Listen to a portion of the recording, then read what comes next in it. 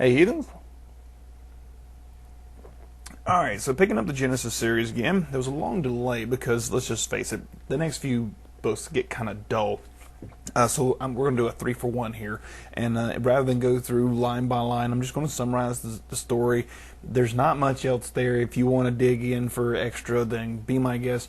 There's not as much fun stuff in 14 and 15. It all kind of comes together in 16. So we're just going to roll through it. So here's the gist of the story. 14 tells us about this group of kings, all centered around the king of Elam, that are at war with a bunch of other kings. Included in this is Sodom and Gomorrah that they're at war with. Well, these places had served the king of Elam for 13 years, and then for 12 years, and on 13th year they rebelled, and on the 14th year they came and kicked their butt. And basically ransacked the place. They came in, took all the stuff from Sodom and Gomorrah and all the other places too, including Lot, and they imprisoned a bunch of people, except for one guy. One guy got away.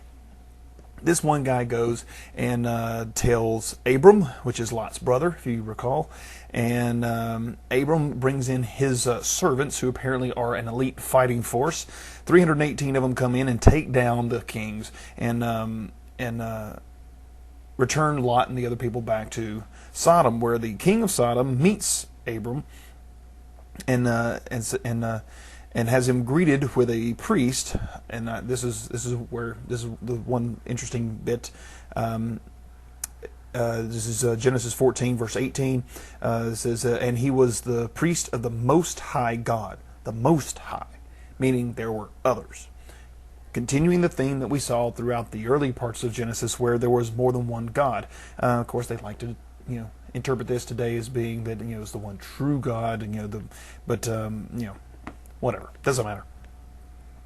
The priest blesses Abram and says, "Blessed be Abram of the Most High God, possessor of heaven and earth. And blessed be the Most High God, which hath delivered thine enemies into thine hand." Kind of reminds you of the football player who scores a touchdown and thanks God for scoring a touchdown because, again, obviously, God is a Pittsburgh fan. So, the whole, same bit there. The king of Sodom offers Abram to take all the goods, but to leave the people. And Abram says, "No, I don't want any of this stuff." And that's kind of the end of that. All that chapter was to say that he did these things, and God, who had already, been talking to Abram, talks to him again. In Genesis 15, he comes to him in a vision, saying, "Fear not, Abram, I am thy shield and thy exceeding great reward." But Abram's a little ticked. He says, "Yeah, well, that's great, but I really like a kid." He's childless and would like to have a child. And so God says, "Don't worry, you're gonna have a kid. It'll be from your own bowels." Let's see, this is in 6 and 7. He believed the Lord. He believed in the Lord and counted it to him for righteousness, and said unto him, "I am the Lord that brought thee out of Ur," and says that he's going to inherit that land.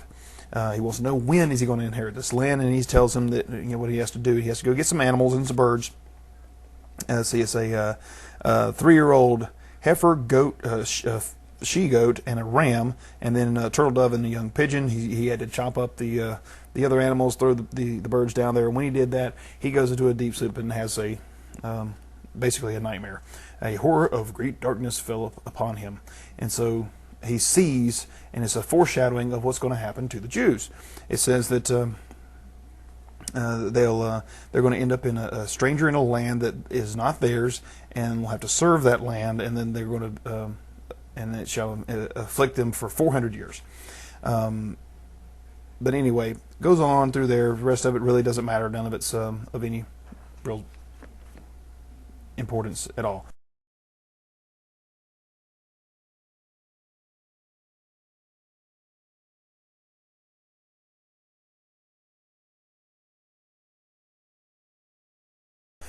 Which brings us to Genesis 16.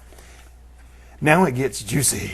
Get ready for this. Okay, so Genesis 16, Sarah, Abram's wife, decides to let Abram have a son, to try and get a child Since she can't give him any children, he decides to let him have sex with her handmaid. And she comes to him and says, Behold, now the Lord has restrained me from bearing. I pray thee, go in unto my maid, and be that I may obtain children by her. And Abram did.